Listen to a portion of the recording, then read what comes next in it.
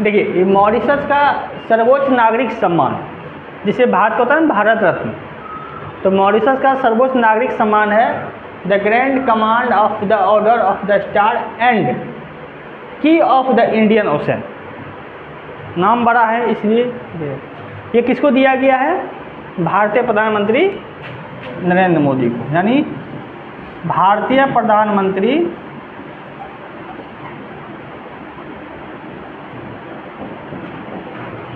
नरेंद्र मोदी को दिया गया है। तो इतना लंबा नहीं याद रखिएगा, बस इतना याद रखिएगा, मॉरिशस का सर्वोच्च नागरिक सम्मान किसे दिया गया है? कभी राष्ट्रपति को दिया जाता है, कभी प्रधानमंत्री को दिया जाता है, ताकि संबंध बना रहे। तो याद रखिएगा, मॉरिशस का सर्वोच्च नागरिक सम्मान पुरस्कार जो किसको दिया गया? भारतीय नरेंद्र मोदी को दिया गया। ठीक है, ये उसका अवार्ड है। इसके बाद देखिए, आज का जो जितना भी टॉपिक है सब फैक्चुअल टाइप का है। अच्छा, तो अंतर्राष्ट्रीय महिला दिवस कब मनाया जाता है? अंतर्राष्ट्रीय महिला दिवस कब मनाया जाता है? बताइए। कब मनाया जाता है? कब? ऑप्शन दे। 8 मार्च, 10 मार्च, 20 मार्च और 21 मार्च। 8 मार्च, यानी प्रत्येक वर्ष 8 मार्च को अंतर्राष्ट्रीय महिला दिवस मनाया जाता है। ये चीज़ दिमाग में आप सेठ ही रखिए, क्योंकि सवाल बार बार पूछा जाता है। अंतर्राष्ट्रीय महिला दिवस कब मनाया जाता है? तो प्रत्येक वर्ष 8 मार्च को। लेकिन हाँ, इस साल का जो थीम था, थीम यानी विषय, ये बार बार पूछा जाता है। अगर देखिए, अगर आप वनडे एग्जाम में पूछते तो आपको केवल इतना पूछेगा, लेकिन जब आप दरोगा या इससे ऊपर की एग्जाम में जाते हैं तो थोड़ा सा लेवल बढ़ा देता है। तो अंतर्राष्ट्रीय महिलाओं दिवस का विषय क्या था? विषय है सभी महिलाओं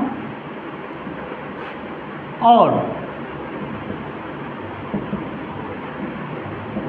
लड़कियों के लिए समानता, अधिकार और सशक्तिकरण। तो थीम क्या है? सभी महिलाओं लड़कियों के लिए समानता, अधिकार और सशक्तिकरण। तो समानता मतलब क्या? सिंपल सी बात है, पुरुष और महिलाओं में कहीं भी भेदभाव नहीं, चाहे वो शिक्षा का माध्यम हो। यानी शुरुआत से लीजिए, चलिए घर में ही माँ बाप को भी ये शिक्षा देना होगा कि बेटी कोई क्या है, पढ़ाई नहीं है या उस पर खर्च नहीं होता है। तो पहले तो माँ बाप को ही शिक्षा देना पड़ता है, क्यों माँ बाप ही करते हैं ना। बेटे को अच्छा स्कूल कॉलेज में पढ़ाते हैं, बेटी को नहीं पढ़ाते हैं, बहुत कम पढ़ाते हैं।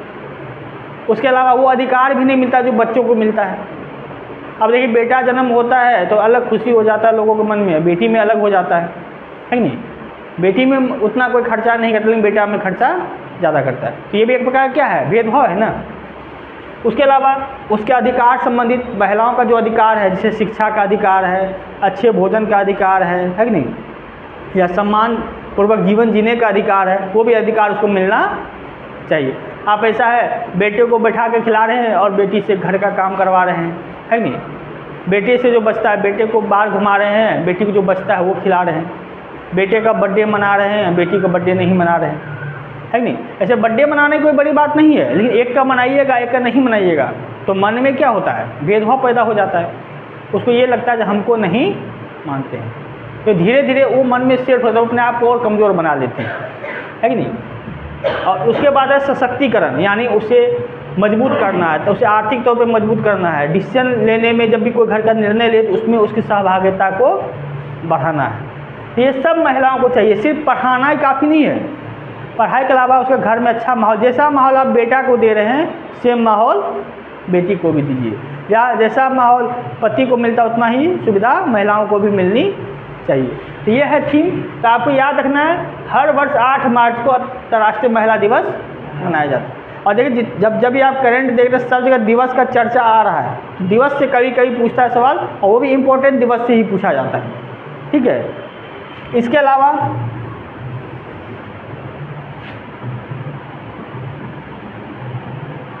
अंतर्राष्ट्रीय वन दिवस कब मनाया जाता है? तो प्रत्येक वर्ष 21 मार्च को। यानी अंतर्राष्ट्रीय महिला दिवस कब मनाया जाता है? 8 मार्च को। और वन दिवस 21 मार्च। देखिए, याद रखिएगा, कोई दिवस हो या योजना हो तो वैसी चीज़ों के लिए बनाया जाता है जिसको खतरा रहता है, यानी जिसकी स्थिति गिर रही है। जैसे देखिए, महिलाओं की स्थिति कमज़ोर है, उसको बचाने के लिए दिवस यूज़ किया जाता है ताकि कम से कम एक दिन भी लोगों को जागरूक करने को मिला। वन खत्म हो रहा है, समाप्त हो रहा है, वन को बचाने के लिए किया जा रहा है। तो अगर कोई दिवस बन रहा है या कोई चीज़ समझिए उसको वो गिर रहा है, ख़राब हो रहा है, बर्बाद हो रहा है, उसको ठीक करने के लिए किया जाता है। तो इसका जो अंतर्राष्ट्रीय वन दिवस है 21 मार्च। चलिए मैं आप लोगों से पूछते हैं, वन का क्या क्या फ़ायदा है, जंगल का क्या क्या फ़ायदा है?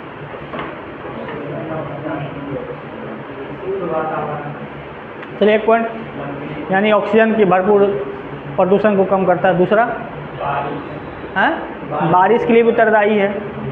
तीसरा, चलिए छाँव भी मान चले चलते हैं, लकड़ी के लिए। उसके बाद पशुओं के लिए चारा है कि नहीं, और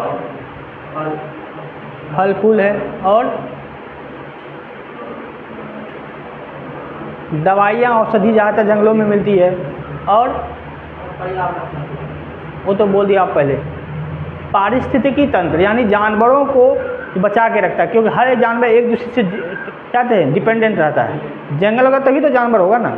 और जानवर क्या, फूड चेन आप पढ़ेंगे बायोलॉजी में, आधार जाल या आधार जो तो फूड वेब होता है, वो सब क्या है, एक दूसरे से सब जुड़ा हुआ है। तो जंगल होगा तभी जीवन सही चलेगा। जंगल नहीं होगा तो वहाँ के जानवर मरेंगे या जानवर शहरों में पलायन करेंगे, है नहीं। जंगल नहीं होगा तो बरसात नहीं होगा तो सूखा पड़ जाएगा, मरुस्थल होने लगेगा, है नहीं। तो ये कई सारे चीज़ है जो जंगल से हमें प्राप्त होते हैं। ये मन से जंगल एक प्रकार का पारिस्थितिकी तंत्र है। अगर ये नहीं रहेगा तो हम लोग भी नहीं रहेंगे। जंगल नहीं रहेगा तो वर्षा नहीं होगी, वर्षा नहीं होगा तो पूरा मरुस्थल बन जाएगा, मरुस्थल बन जाएगा तो आप अनाज कहाँ से उपजाइएगा, अनाज नहीं उपजाइएगा तो भूखे मरिएगा, है कि नहीं। इसीलिए जंगल का होना बहुत ज़रूरी है। इसलिए बचाने के लिए हर वर्ष 21 मार्च को हम लोग बैठते हैं। और इस बार का जो थीम है, विषय है,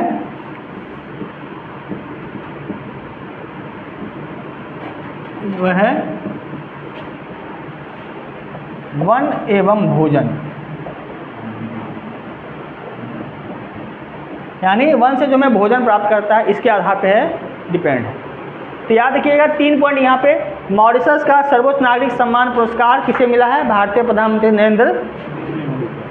अंतर्राष्ट्रीय महिला दिवस प्रत्येक वर्ष 8 मार्च को मनाया जाता है, जिसका इस बार का थीम है सभी महिलाओं लड़कियों को समानता, अधिकार और सशक्तिकरण। ठीक है, एक लाइन से समझ लीजिए, जो अधिकार लड़कों को है वही अधिकार महिलाओं को होना चाहिए, है कि नहीं। तीसरा क्या है? अंतर्राष्ट्रीय वन दिवस यानी 21 मार्च, और इसका विषय क्या है? वन और भोजन। ठीक है, तो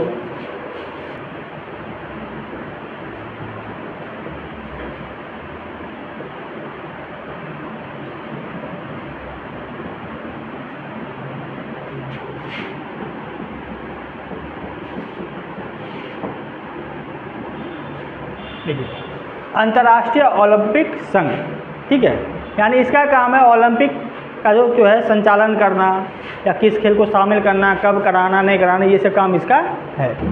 ये सवाल इसे है क्योंकि इस बार जो इसकी अध्यक्ष बनी है वह है क्रिस्टी कोवेंटी। यानी भारतीय अंतर्राष्ट्रीय ओलंपिक संघ की अध्यक्ष कौन बनी है? क्रिस्टी, जो कहाँ की रहने वाली है? जिम्बाब्वे। देखिए सवाल सिर्फ इतना नहीं है, ये क्यों इस बार पढ़ा रहे हैं? क्योंकि ये पहली बार कोई महिला इसकी अध्यक्ष बनी है। तो पहला पॉइंट तो ये है। दूसरा पॉइंट, अफ्रीका से बनने वाला ये पहला व्यक्ति है, यानी ये जो है पहली महिला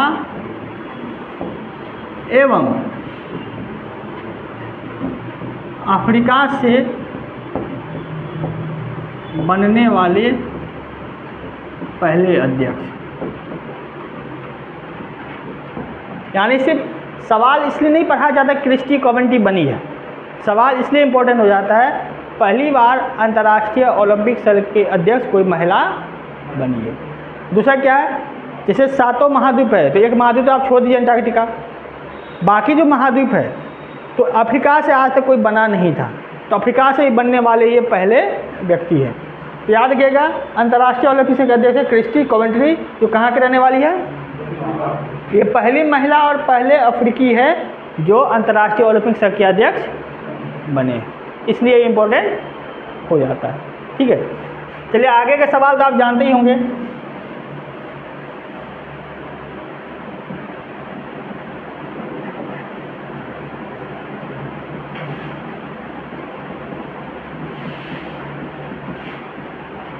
अच्छा ये बताइए आयोजन कहाँ हुआ इसका,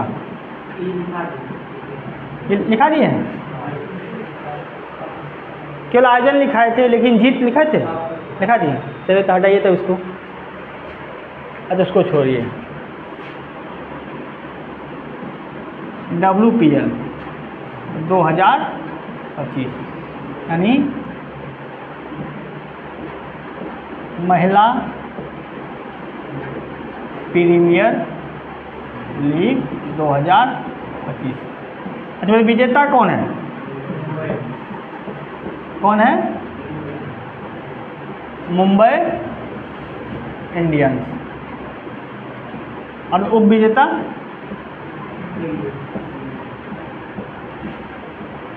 दिल्ली कैपिटल्स।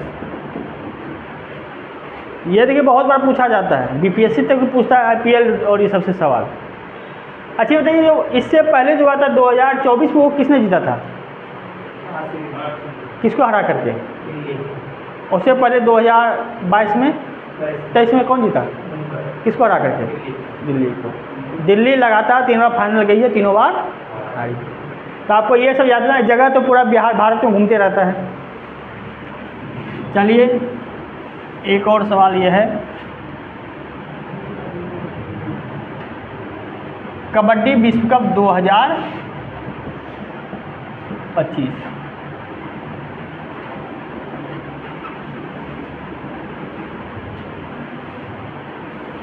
का आयोजन कहाँ हुआ है,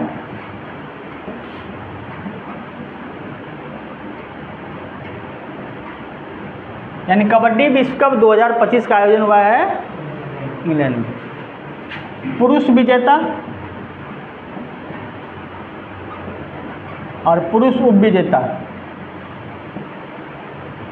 कौन है, भारत और उप विजेता इंग्लैंड। महिला विजेता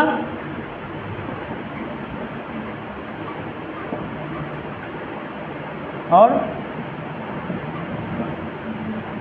महिला उप विजेता दोनों भी सेम है, भारत और इंग्लैंड। ठीक है, याद रखिए कबड्डी विश्व कप 2025 कहाँ खेला गया है, इंग्लैंड में, और पुरुष और महिला दोनों में कौन जीता है, भारत, और दोनों में हारा कौन है फाइनल में, इंग्लैंड। ठीक है, तो लिख लीजिए।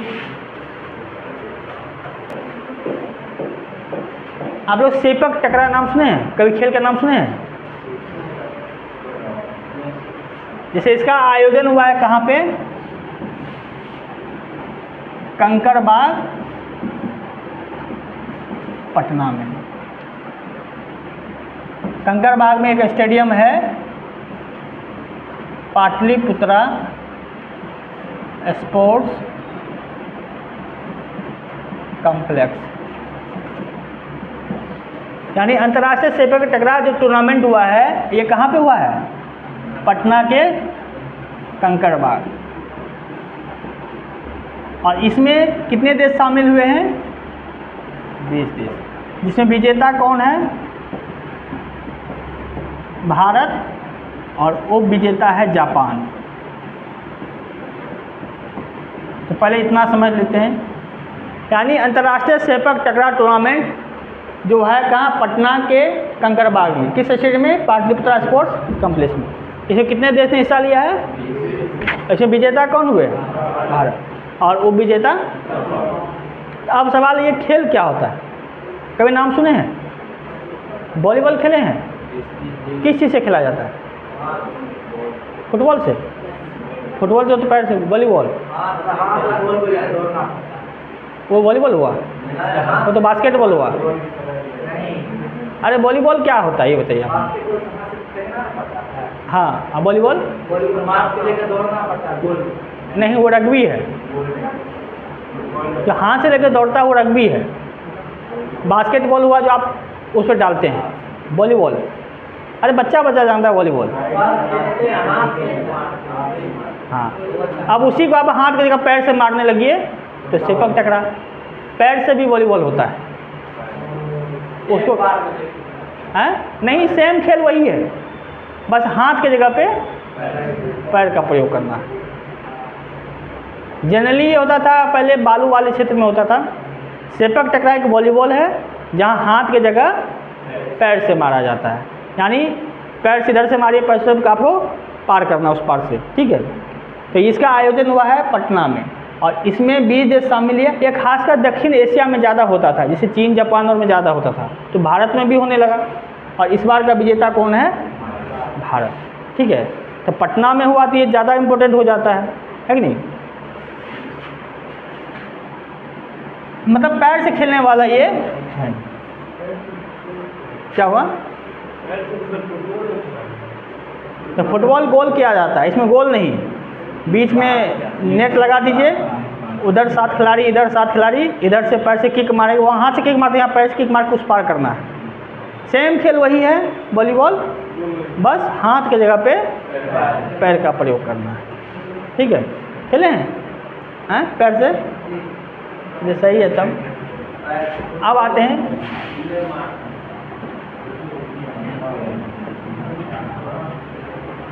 खेलो इंडिया पैरा गेम्स। तो हमें 2025 यहाँ लिखना भूल गए।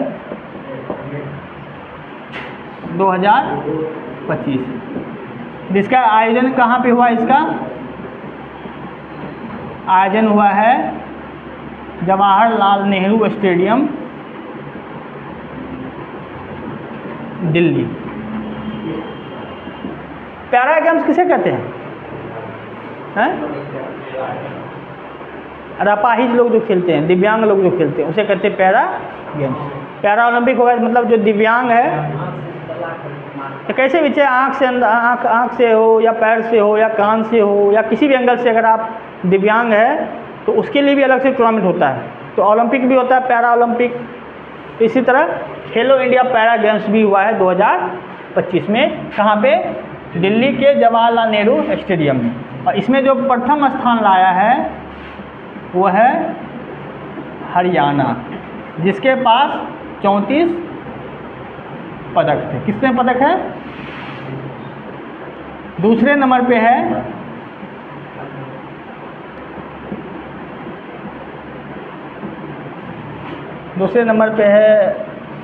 आंध्र प्रदेश।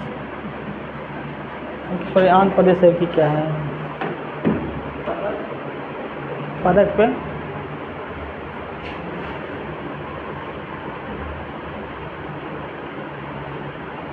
तो दूसरे तमिलनाडु 28 पदक।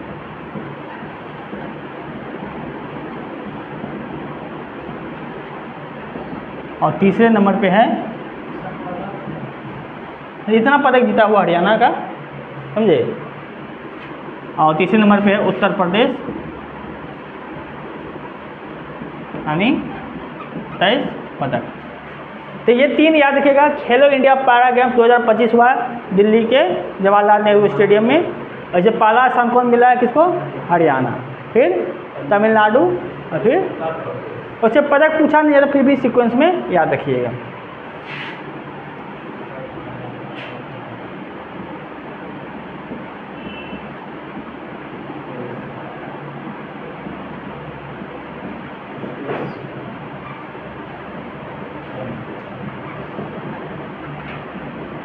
इसमें देखा है मनीष भानवाल, भारतीय है मनीष भानवाल, जिसको क्या मिला है? 62 kg में स्वर्ण पदक मिला है। और पराजित किसको किया, उपविजेता कौन रहा, जो कोरिया के ओक जिम को पराजित किया।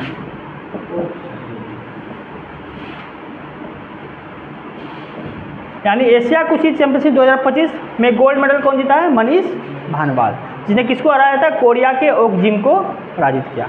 अच्छा, ये 62 kg का मतलब क्या हुआ, जैसे तो वहाँ जब भी लड़ा जाता है तो सेम वेट का होना चाहिए।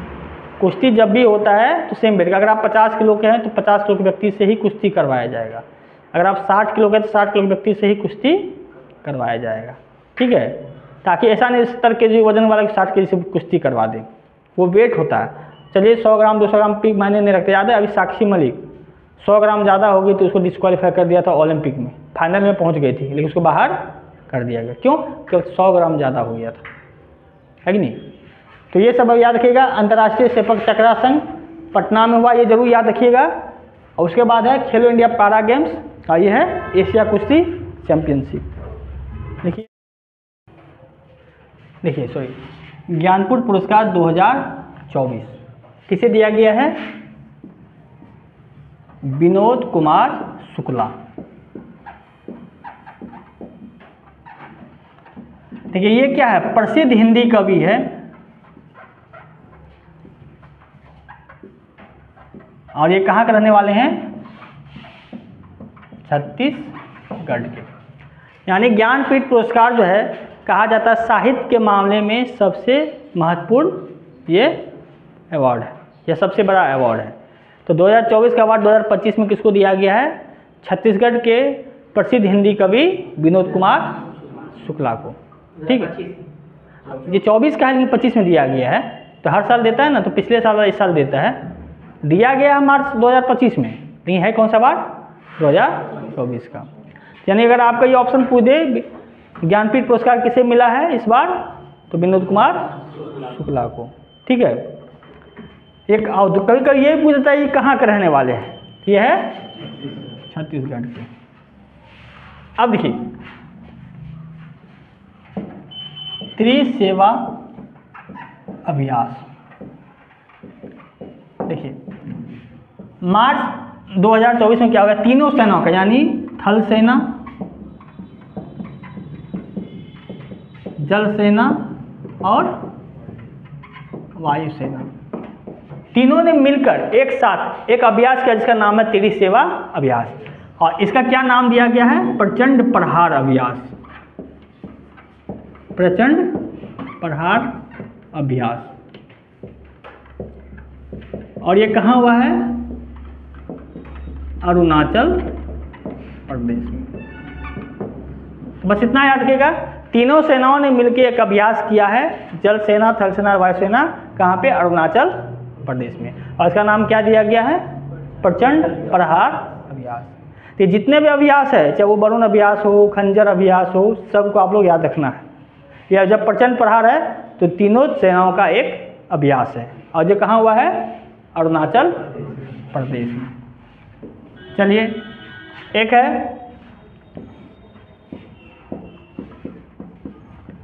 डिजिटल परिवर्तन अवार्ड 2025, या ऐसे कह सकते हैं इंग्लिश में इसका दिया जाता है डिजिटल परफॉर्मेंस अवार्ड 2025। विजेता कौन है, भारतीय रिजर्व बैंक। और देता कौन है, आयोजक कौन है,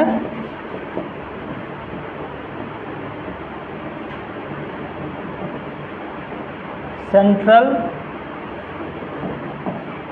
बैंकिंग लंदन।